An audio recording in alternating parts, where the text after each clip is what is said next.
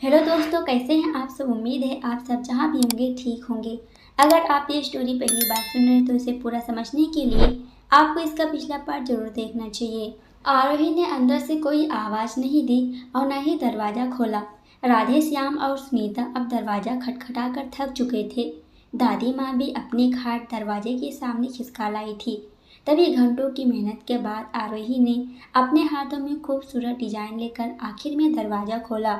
राधे श्याम अचानक से आरोही को थप्पड़ मारने के लिए आगे बढ़ा, लेकिन फिर अगले ही पल वो रुक गया और आरोही के हाथ में लिए पेपर्स की तरफ गौर से देखने लगा। तभी आरोही मुस्कुराते हुए राधे श्याम के पास आई और स्केच दिखाते हुए बोली, पापा, ये है हमारे नए डिजाइन्स, कैसी है।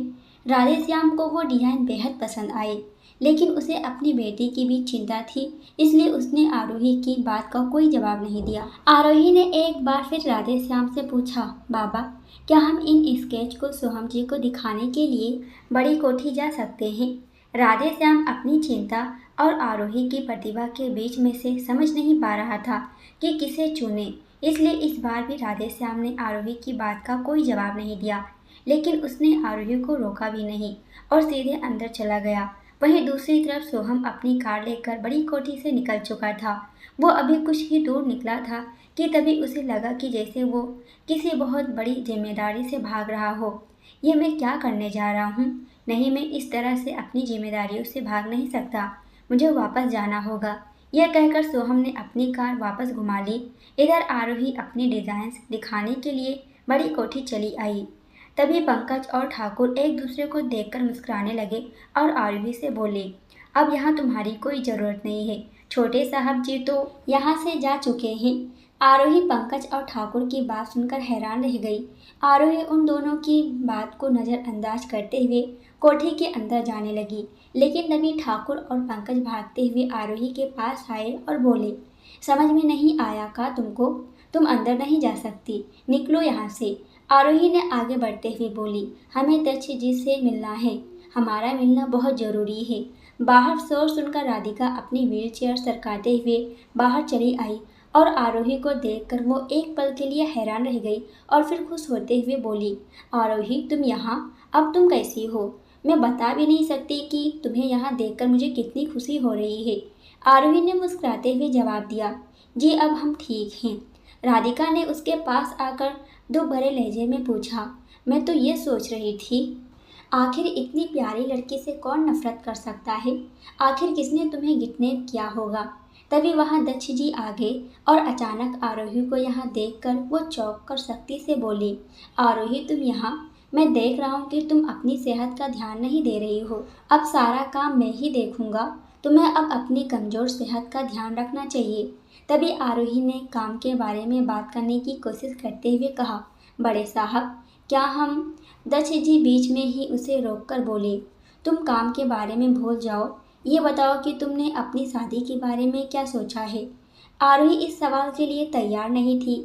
उसे समझ में नहीं आ रहा था कि वो इस बात का क्या जवाब दे। वो हैरान होकर बस दक्ष जी की तरफ देखने लगी। हालांकि वहाँ राधिका भी मौजूद थी, लेकिन दक्ष जी ने सवाल ऐसे घुमा फिरा के बात किए कि उनकी बातों से आरोही असहज महसूस करने लगी। जब आरोही ने कोई जवाब नहीं दिया, तब दक्ष जी ने हंसते हुए बोले, तुम तो चुप हो गई। आरोही, तुम्हें नहीं लगता कि तुम बहुत अकेली हो, है ना। तुम्हें अब किसी के साथ की ज़रूरत है। आरोही ने अब असहज होते हुए अपनी नज़रें नीचे झुका ली थी। दक्ष जी ने जारी रखते हुए कहा, तो तुम अपनी ज़िंदगी में कैसा इंसान चाहती हो। मैं समझ सकता हूँ तुम्हारे अकेलेपन को, क्योंकि मैं भी तो अकेला ही हूँ ना। दक्ष जी के सवालों ने आरोही को इतना अनकंफर्टेबल कर दिया कि उसका चेहरा शर्म से लाल हो उठा। तभी किसी ने अचानक से उसके कंधे पर हाथ रख दिया और आरोही डर के मारे सहम गई। उसने पीछे पलटकर देखा तो सोहम को सामने देखते ही आरोही के ओठों पर मुस्कान खिल गई। सोहम एक पल के लिए आरोही की मुस्कान में खो गया। सोहम को देखते ही आरोही को तसल्ली का एहसास हुआ। उसने अचानक से ही बिना कुछ सोचे समझे सोहम का हाथ थामा और खुश होते हुए बोली, सोहम जी, आप कहाँ चले गए थे। आपको पता है, हम बाबा से लड़कर यहाँ आए हैं। हमने कागज़ पर कुछ डिज़ाइंस बनाए हैं, चलिए हम आपको दिखाते हैं। आरोही के अचानक यूं हाथ पकड़ लेने से सोहम के शरीर में एक सरसराहट सी हो गई। वो बिना कुछ बोले आरोही के साथ चल दिया। वहीं दूसरी तरफ दक्ष जी का चेहरा गुस्से से लाल हो चुका था। वो जोर से चिल्लाए, हे राम, ये तो अनर्थ हो गया। दक्ष जी की आवाज़ सुनकर अचानक से आरोही कांप गई और उसने तुरंत सोहम का हाथ छोड़ दिया। अब जाकर सोहम अपने ख्वाबों की दुनिया से बाहर आया था। क्या हुआ दादू, आप चिल्ला क्यों रहे हैं? सोहम ने दक्ष जी के पास जाकर पूछा। दक्ष जी ने अपना स्वर और ऊंचा करते हुए कहा, इस छोटी जात की लड़की की हिम्मत कैसे हुई दक्ष जी के पोते का हाथ पकड़ने की? आरोही ने कुछ गलत नहीं किया है, वो बस मुझे कुछ डिज़ाइन दिखाने के लिए उत्सुक है और इसी उत्सुकता में उसने मेरा हाथ पकड़ लिया बस। इसका कोई गलत मतलब नहीं है दादाजी। सोहम ने दक्ष जी को समझाते हुए कहा, अभी तुमने दुनिया ही कितनी देखी है बेटा, मैं अच्छे से जानता हूँ ऐसे लोगों को। उंगली पकड़ाओ तो सर पर नाचने लगते हैं। मासूम से चेहरे के पीछे चालाकी भरा चेहरा इनका दिखता ही नहीं है। दक्ष की बातें आरोही को बेइज्जत कर रही थी। तभी सोहम ने थोड़ी ऊंची आवाज में कहा, आरोही मेरी प्रोजेक्ट पार्टनर है और हम वैसे भी हाथ मिलाते हैं ना क्लाइंट से, तो अगर इसने हाथ पकड़ भी लिया तो क्या मुसीबत हो गई। सोहम की बात सुनकर आरोही के मन में ना जाने क्यों सुकून उतर आया। उसे सोहम का उसका यूं साइड लेना अच्छा लग रहा था। राधिका भी सोहम की तरफदारी करते हुए बोली, हाँ सोहम सही कह रहा है, आरोही कोई अनजान इंसान नहीं है। तभी सोहम ने फिर कहा, आरोही में बहुत काबिलियत है, मुझे पता है कि अगर उसे सही मौका मिले तो वो एक दिन बहुत आगे जाएगी। वो तो सही वक्त आने पर पता चल जाएगा, दक्ष जी ने कहा और वहाँ से गुस्से में चले गए। राधिका अपने कमरे में चली गई। आरोही सोहम को देखकर मुस्कुरा दी, लेकिन सोहम अभी पिछली बातें भूल नहीं पाया था। लेकिन वो आरोही के सामने उन बातों का जिक्र भी कैसे कर सकता था।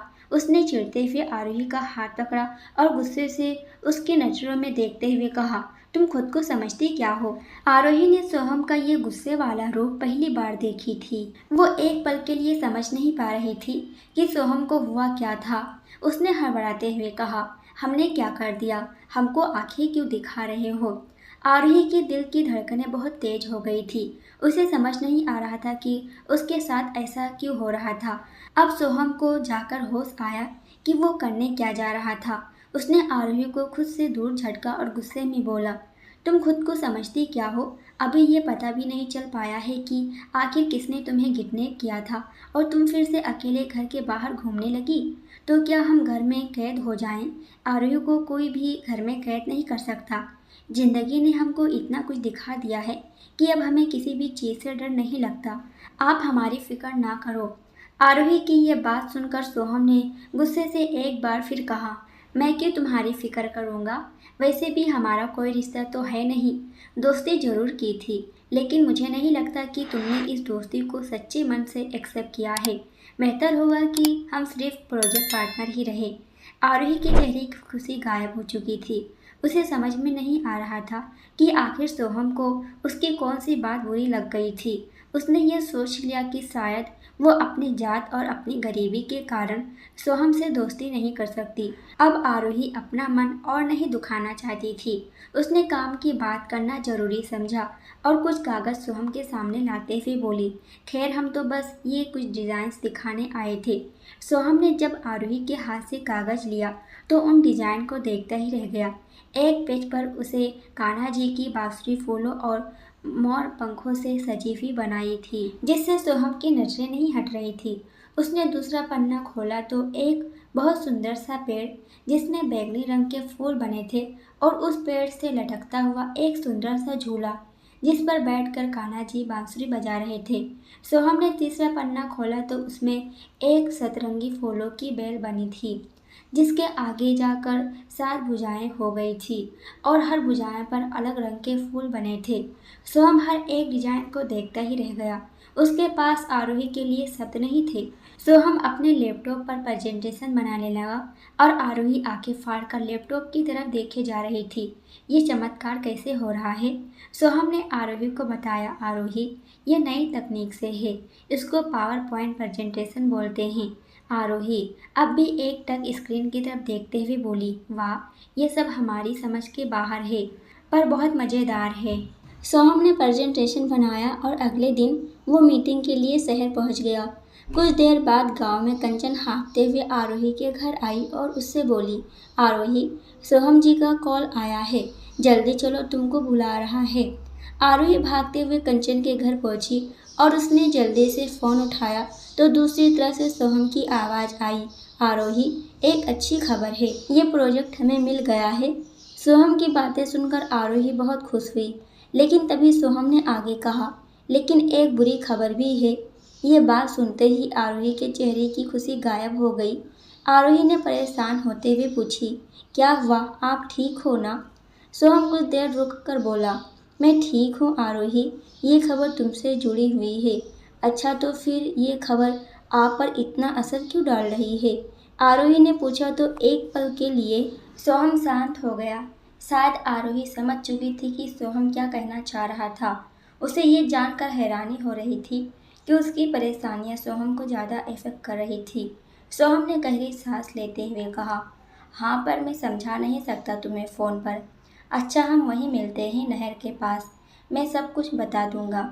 आरोही ने अपना मन किसी तरह से सही किया और धीरे से बोली, ठीक है, हम पहुंच जाएंगे। उसके बाद आरोही ने फ़ोन रख दिया और कंचन से अपना दुख दर्द बांटने लगी।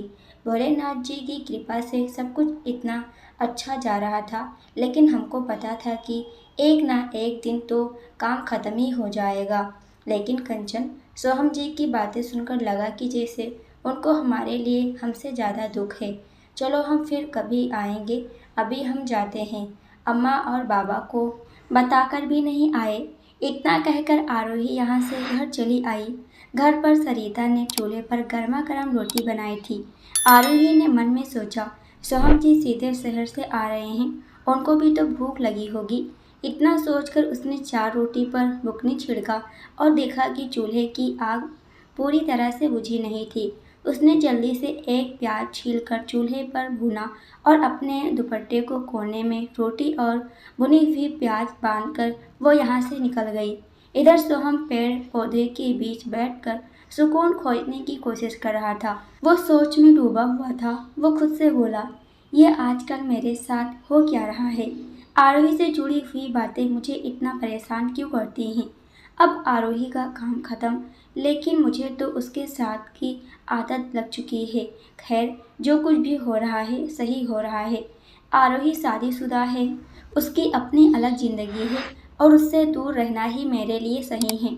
सोहम अभी सोच ही रहा था कि तभी उसे किसी के चिल्लाने की आवाज़ आई और वो अचानक से चौंक उठा। उसने इधर उधर नजरें दौड़ाई, लेकिन उसे कोई नज़र नहीं आया। तभी उसे दोबारा किसी की चीख सुनाई दी। डर के मारे सोहम का दिल बैठा जा रहा था। वो खुद में बड़बड़ाया, अरे, ये तो आरोही की आवाज़ है। आरोही, कहाँ हो तुम? सोहम हड़बड़ाते हुए इधर उधर भागकर आरोही को ढूंढने लगा। तभी उसे किसी के हंसने की आवाज़ सुनाई दी और उसके कदम वहीं ठिठक गए। तभी एक पेड़ के पीछे से आरोही जोर से हंसते हुए बाहर निकल आई। सोहम ने उसे देखकर मुंह बना लिया और वहां से जाने लगा। तभी आरोही सोहम के पीछे भागते हुए बोली, अरे सोहम जी, कहाँ जा रहे हो? अरे सुनो तो, हमको माफ़ कर दो, हम मूर्ख हैं, हमको जरा भी अकल नहीं है। देखो, हम कान पकड़कर माफ़ी मांगते हैं। मुझसे बात मत करो आरोही, तुम्हें ये सब मजाक लगता है ना, तो जाओ करो मजाक, मैं अब यहाँ नहीं रुकने वाला। अच्छा, अब हम ऐसा मजाक कतई नहीं करेंगे। लो देखो, उठक बैठक लगा देते हैं। सोहम ने आरोही की तरफ देखा तो वो अपने कान पकड़कर उठक बैठक लगा रही थी। उसे ऐसा देखकर सोहम को न चाहते हुए भी हंसी आ गई। आरोही ने जब सोहम को मुस्कुराते हुए देखा तो वो उसके पास चली आई और उसने अपनी चुनरी की गांठ खोलकर चूल्हे की रोटी, गुड़ और भुनी हुई प्याज सोहम के सामने बढ़ा दी। तभी सोहम ने हैरान होकर पूछा, ये क्या है आरोही? भूख लगी होगी ना, खा लो, ये चूल्हे की रोटी है, बढ़िया गुड़ और भुनी हुई प्याज के साथ। सोहम ने इस तरह का सादा खाना आज तक कभी नहीं खाया था, लेकिन आरोही की परवाह करने के तरीके से उसे अंदर तक छू लिया था। सोहम बड़े मन से रोटी खाने लगा और आरोही उसके बगल में बैठकर उसे देखने लगी। सोहम ने स्वाद लेते हुए कहा, आरोही, मैंने कभी सोचा नहीं था कि सादा खाना भी इतना अच्छा हो सकता है। आरोही उसकी बात सुनकर धीरे से मुस्कुरा दी। सोहम तभी खुद में सोचने लगा, आरोही के साथ कुछ मुझे अलग सा महसूस क्यों होता है, ये कैसा एहसास है। सोहम समझ नहीं पा रहा था कि क्या उसे सच में आरोही से प्यार हो गया है। अचानक आरोही ने देखा कि सोहम का चेहरा उतर गया था। उसने पूछा, क्या हुआ, खाना पसंद नहीं आया क्या? हम पकवान नहीं ला पाए। वो दरअसल घर में कुछ था ही नहीं। सोहम की आंखें भर आई। उसने कहा, आरोही, तुम बहुत किस्मत वाली हो। तुम्हें माँ के हाथ की रोटियाँ मिल रही हैं। मुझे बड़ी कोठी में हर तरह के पकवान मिल जाते हैं, लेकिन उससे सिर्फ पेट भरता है, दिल नहीं। क्योंकि दिल तो अपनों के प्यार से भरता है ना। जाने कितने साल हो गए माँ के हाथ का खाना नहीं चखा। कम से कम आज काकी के हाथ की रोटी मिली तो माँ के हाथ की खुशबू याद आ गई। आरोही ने जब सोहम की आंखों में दर्द देखा तो उसे रहा नहीं गया। उसने कुछ बिना सोचे समझे झट से सोहम को गले लगाती है। सोहम भी आरोही के आगोश में खो चुका था। कुछ देर बाद जब आरोही को समझ में आया कि उसने सोहम को गले लगा लिया था तो वो एक झटके में उससे दूर हो गई। अब जाकर सोहम को भी होश आया कि अचानक उन दोनों के बीच क्या हो गया था। आरोही ने अपनी नजरें झुका ली तो सोहम ने उसका सर ऊपर करते हुए कहा, कोई बात नहीं आरोही, हम दोस्त हैं। तुमने कुछ गलत नहीं किया। तुम्हारा दोस्त दुखी था तो बस तुमने उसको गले लगा लिया, इसमें कुछ गलत थोड़ी ना है। आरोही ने धीरे से हाँ में अपना सर हिला दिया। अब भी वो सोहम से नजरें नहीं मिला पा रही थी। उसने दुखी मन से कहा, बस हमारा साथ इतना ही था, अब हम चलते हैं। कल से फिर किसी नए काम की तलाश रहेगी। काश कि ये सब कभी खत्म ही नहीं होता। आरोही ने भारी मन से बोली। आरोही वहाँ से जाने लगी। सोहम के अंदर कुछ टूटने सा लगा। उससे रह रह कर लग रहा था कि आरोही अब अपने पति के पास चली जाएगी। उसने आरोही को टोकते हुए कहा, अपने पति के पास जाने की इतनी जल्दी है कि अपने दोस्त को ठीक से बाय तो बोल दो। सोहम की बात सुनकर आरोही के होश उड़ गए। वो पलटकर सोहम को देखती रही। उसकी नजरों में दर्द उतर आया था। उसके मुंह से धीरे से निकला, पति, ये आप क्या बोल रहे हो? क्यों? मैंने क्या गलत कह दिया? मुझे पता है कि तुम शादीशुदा हो, अब बनो मत। सोहम बोला। आरोही ने एक बार फिर उसकी तरफ देखते हुए बोली, सोहम जी, आप क्या बोल रहे हो? आपको मालूम भी है? हाँ, मैं वही कह रहा हूँ जो मैंने अपने कानों से सुना है। उस दिन जब मैं पेपर्स लेने तुम्हारे घर आया था तब मैंने खुद तुम्हारे बाबा को तुम्हारे पति के बारे में बात करते हुए सुना था। सोहम की बातों ने आरोही के पुराने घाव ताज़ा कर दिए थे। वो बिना कुछ कहे पीछे पलटी और वहाँ से वापस जाने लगी। अरे, मेरी बात का जवाब दिए बिना ही चल दी? तुमने मुझसे ये बात क्यों छुपाई आरोही? मैं जानना चाहता हूँ। सोहम की बात सुनकर भी आरोही जब नहीं रुकी तो उसे गुस्सा आ गया। सोहम आरोही के पास गया और उसने आरोही का हाथ पकड़कर उसे अपने पास खींच लिया। सोहम की नज़रों में अब गुस्सा उतर आया था। आरोही भी गुस्से से सोहम से अपना हाथ छुड़ाने लगी, लेकिन सोहम ये समझ नहीं पा रहा था कि आरोही उसे बेवजह गुस्सा क्यों दिखा रही थी। सोहम ने उसका हाथ और ताकत से थाम लिया। तब आरोही ने सोहम की नज़रों में नजरें डालकर बोली, हाँ, हमने नहीं बताया कि हमारी शादी हो चुकी है, क्योंकि ये बात हमेशा हमें ये याद दिलाती है कि हम एक विधवा हैं। आरोही की बात सुनकर सोहम को एक झटका सा लगा। उसने तुरंत आरोही का हाथ छोड़ दिया। वो जब से आरोही से मिला था, पहली बार आरोही को इतना उदास देखा था। आरोही की आंखों में आंसू भर आए थे। वो आगे बोली, ये तो सुन लिया था कि हमारी शादी हो चुकी है, लेकिन ये नहीं देखा कि हमारे पैरों पर बिछिया नहीं है। एक बार ये भी नहीं सोचा कि हम मांग क्यों नहीं भरते, सजते संवरते क्यों नहीं, हमारे माथे पर बिंदी क्यों नहीं है और कलाई पर चूड़ियों की जगह घाव के निशान है। एक बार ये सब भी तो सोचा होता। सोहम के पास आरोही के बातों का कोई जवाब नहीं था।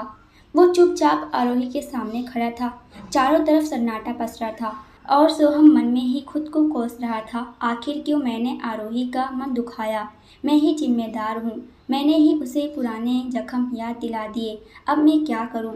तभी आरोही के आंखों से झरझर कर आंसू निकल गए और वो सिसकते हुए बोली, ये हमारी कलाई पे निशान उस दिन के हैं जब बड़ी बेरहमी से हमारी चूड़ियाँ तोड़ी गई थी। 9 साल पहले की बात है। हम सिर्फ 13 साल के थे। हमारी क्या गलती थी? हमारा पति नशे की हालत में गाड़ी चला रहा था और सज़ा हमको मिली। हमारे कमर से लंबे बाल काट दिए गए, हमें भूखा रखा गया और ना जाने कितने दिनों तक ठंडे के मौसम में नंगी ज़मीन पर सोने के लिए मजबूर किया गया। गहरी ठंड में हमारे ऊपर ठंडा पानी उड़ेला गया। जानना चाहते हो ना कि हमने क्यों नहीं बताया? क्योंकि वो शादी हमें खुशियाँ नहीं, जिंदगी भर का दर्द दे गई। इतना कहकर आरोही जमीन पर बैठकर फूट फूट कर रोने लगी और उसे ऐसे रोते देख सोहम का दिल तार तार हो गया।